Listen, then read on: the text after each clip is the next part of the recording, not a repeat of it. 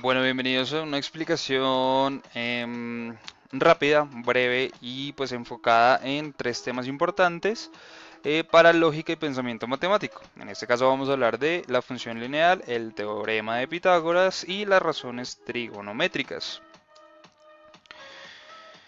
Em, bueno, empecemos con la parte de función lineal. Sí, en geometría y en álgebra elemental, una función lineal es una función polinómica de primer grado, es decir, una función cuya representación en el plano cartesiano es una línea recta. Esta función se puede escribir como f de x igual a m de x más b. Bueno, en ese caso, hablemos de f de x igual a m de x. Omitamos por un momento esta parte de más b. Bueno, que si bien es una función lineal, esto la convierte en una función afín, esta parte de acá, pero pues ya lo vamos a ver un poquito más adelante. Vamos a hacer una explicación, digamos, sencilla de lo que viene siendo esta función, donde m y b son constantes. Hablemos de m y b como estas letras de acá van a ser siempre constantes y van a estar representadas por números enteros, números reales. Bueno, entonces, eh, y x viene siendo una variable real. La constante m es la pendiente de la recta. Quiere decir que la m nos va a indicar cuál va a ser la inclinación de esa recta, mientras que la b es el punto de corte de la recta con respecto al eje y. Esta parte nos indicaría cuál sería el corte frente al eje y de esa recta. Bueno. Entonces, si se modifica B, entonces la línea se desplazará hacia arriba o hacia abajo. Quiere decir que si este número es negativo o positivo, nos va a indicar hacia qué parte del eje se estaría cortando esa recta. Si por debajo del eje X o por encima del eje X. ¿Sí? Dentro del eje Y. Lógicamente el corte estamos hablando de que iría sobre el eje Y.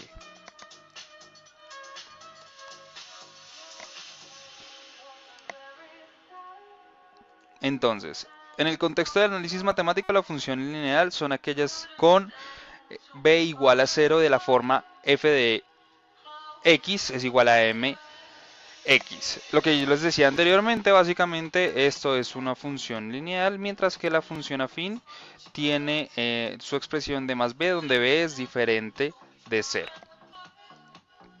¿Listo?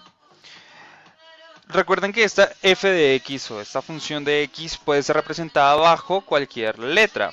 Sin embargo, es comúnmente representada con la letra y, lo que quiere decir que decir y o decir f de x es exactamente lo mismo. ¿Qué pasa con y y qué pasa con x? Y viene siendo nuestra variable dependiente y x viene siendo nuestra variable independiente, donde y siempre dependerá de los valores que le asignemos a x. Quiere decir que si yo le doy un valor a x, y siempre me va a cambiar en función de ese valor que yo le vaya dando a x. Entonces, decimos que y es la variable dependiente, bueno, ya como les estaba explicando, porque su valor dependerá de los valores que le demos a la variable x, mientras que x será la variable independiente porque su valor será siempre el que se le asigne inicialmente.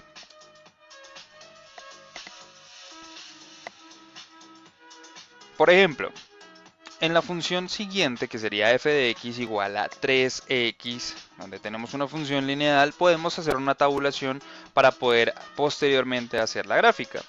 Entonces, todos los valores que le asignemos a x, por ejemplo, x menos 2, x menos 1, x0, x1 y x2, nos va a dar como consecuente un valor en y, reemplazando estos valores que asignemos en la fórmula. Entonces, cuando x vale menos 2, si lo reemplazamos aquí, sería 2 menos 2 por 3 nos daría 6 negativo. Para el caso de menos 1, si reemplazamos en la fórmula x, cuando x vale menos 1, entonces menos 1 por 3 nos daría menos 3 para el caso de y. Entonces, cuando vale 0x, todo número multiplicado por 0 nos da 0, 0 por 3, 0, lo que quiere decir que y sería igual a 0. Cuando vale x1, Entonces 1 por 3 nos da 3, lo que quiere decir que y sería igual a 3. Y lo mismo para el caso de cuando x vale 2, 2 por 3, 6, y valdría 6. Entonces, podemos notar que los valores de y se obtienen a partir de los valores que asignamos a x. Por esto decimos que y es la variable dependiente y x sería la variable independiente.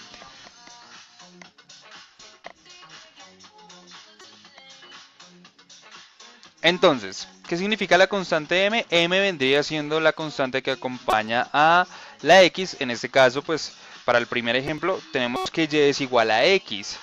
X está sola, pero realmente al lado de la x siempre está nuestra constante m, que en este caso vendría siendo 1. Para el caso siguiente, y es igual a 2x, donde 2 viene siendo nuestra constante y x nuestra variable independiente. Y así para los demás ejemplos donde la constante m puede ser cualquier número real.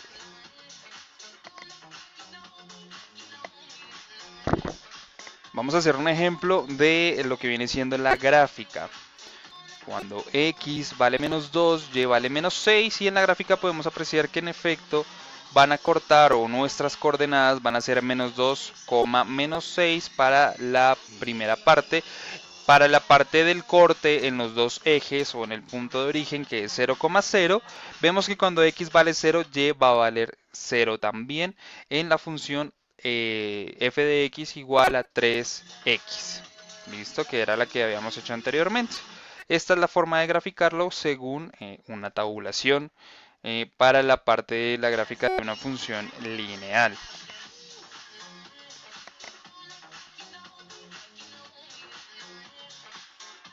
Pasemos a un ejemplo de la vida real. En este caso puede ser Juan es un taxista que cobra 280 por bajada de bandera y 60 por cada tramo de 200 metros recorridos. Si llamamos x al número de tramos recorridos, la función que permite determinar el costo de un viaje en el taxi de Juan es función de x igual a 60x más 280. Quiere decir que cada tramo que vaya a recorrer de 200 metros me va como resultado multiplicar este tramo por 60 y le vamos a sumar la constante de la bajada de bandera, que son 280. Entonces, un ejemplo, si recorriera 800 metros, quiere decir que nos recorrió 4 tramos. 4 por 60 más 280 nos da 520, lo que quiere decir que ya podríamos saber cuánto le vamos a cobrar a nuestro pasajero si recorre 800 metros, que sería en este caso 520 pesos. Es un ejemplo bastante práctico para el tema de la vida real de lo que nos podría significar el conocer o el aplicar una función lineal.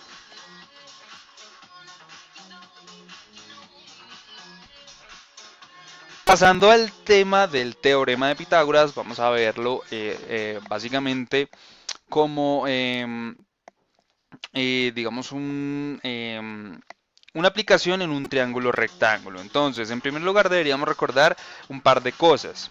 Un triángulo rectángulo es un triángulo que tiene un ángulo recto, es decir, un ángulo de 90 grados. En un triángulo rectángulo, el lado más grande recibe el nombre de hipotenusa y los otros dos lados se llaman catetos. ¿Sí? El teorema de Pitágoras básicamente es en un triángulo rectángulo es el cuadrado de la hipotenusa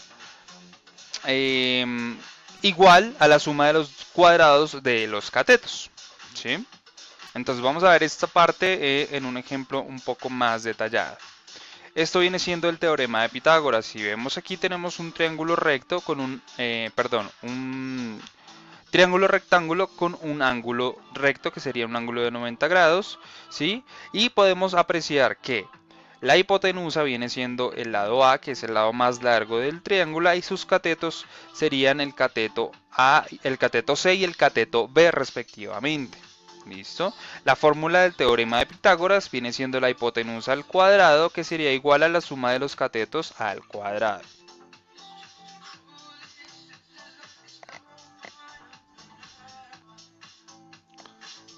Por ejemplo, en este caso desconocemos el valor de la hipotenusa, solo conocemos el valor de los dos catetos. ¿Cómo despejaríamos o cómo hallaríamos ese valor?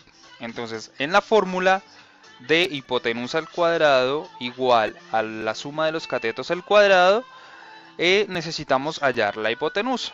Entonces, haríamos lo siguiente, reemplazamos los valores 9 centímetros y 12 centímetros, que son los valores que conocemos de los catetos. Elevamos los catetos respectivamente al cuadrado, que en este caso sería 9 al cuadrado 81 y 12 al cuadrado sería 144. Listo, sumamos ese valor de los catetos y nos daría como resultado 225. Aplicamos raíz cuadrada a ambos lados para poder despejar la hipotenusa. Como tenemos la hipotenusa elevada al cuadrado, para poder eliminar ese cuadrado tenemos que sacar raíz cuadrada a los dos lados. Quiere decir que eliminando ese cuadrado nos quedaría hipotenusa igual a la raíz cuadrada de 225. El resultado o la medida de esa hipotenusa sería de 15 centímetros, según esta operación.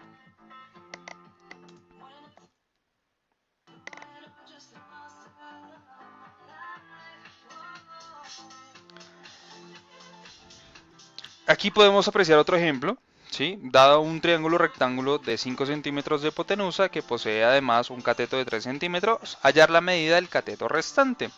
Entonces, básicamente es lo mismo que el ejemplo anterior. Tenemos un triángulo rectángulo con un ángulo recto de 90 grados, conocemos uno de los catetos y conocemos el valor de la hipotenusa, pero no conocemos el valor del otro cateto. Vamos a hallarlo. Hacemos exactamente lo mismo sobre la fórmula, reemplazamos los valores que conocemos, en este caso conocemos la hipotenusa pero no conocemos uno de los catetos. Lo que haríamos sería reemplazar los valores y procedemos a hacer las operaciones. Entonces, tendríamos 25, ¿sí? Que sería, perdón, 5 que sería la hipotenusa, la elevamos al cuadrado y nos da 25. Y reemplazamos también uno de los catetos que sería 3, lo elevamos al cuadrado y nos daría como resultado 9. Como tenemos esta operación en uno de los lados, pasaría a restar para podernos dar, despejar el valor de uno de los catetos, que en este caso sería C, que es el que desconocemos. Hacemos la operación, ¿sí? Que sería 25 menos 9, nos daría 16. Y lo mismo, aplicamos raíz cuadrada para poder eliminar el exponencial de la hipotenusa o del valor que desconocemos.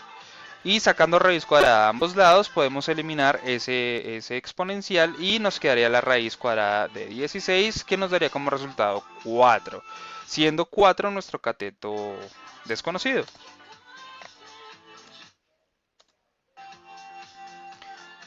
Una aplicación de la vida real. Nos encontramos en una batalla, estamos cubiertos tras una caja de madera, a 51 metros a nuestras espaldas tenemos un edificio de altura desconocida.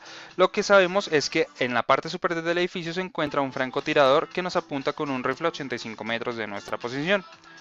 ¿Cuál es la altura del edificio?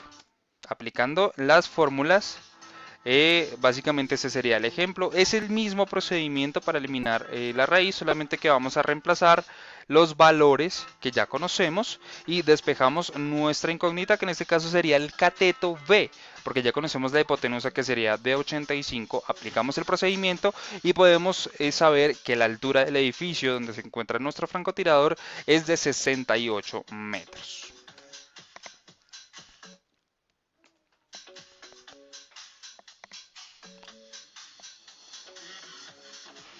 Bueno, pasamos al tema de razones trigonométricas. Las razones trigonométricas serían las razones de los lados de un triángulo rectángulo, se llaman razones trigonométricas. Tres razones trigonométricas comunes son el seno, el coseno y la tangente. Y de estas se definen, digamos, para el ángulo agudo A, como sigue a continuación. Entonces, digamos, tomando como ángulo base el ángulo A, podemos decir que el seno sería seno del ángulo A, sería el lado opuesto sobre la hipotenusa. Ya sabemos que el lado opuesto sería el lado, digamos, opuesto, valga la redundancia, a nuestro ángulo, y el lado adyacente sería el lado que no es la hipotenusa. Básicamente esa sería la forma de poderlo graficar o poderlo determinar muy rápidamente. Basados en ese ángulo, nuestro lado opuesto y nuestro lado adyacente serían en función del ángulo que estemos trabajando.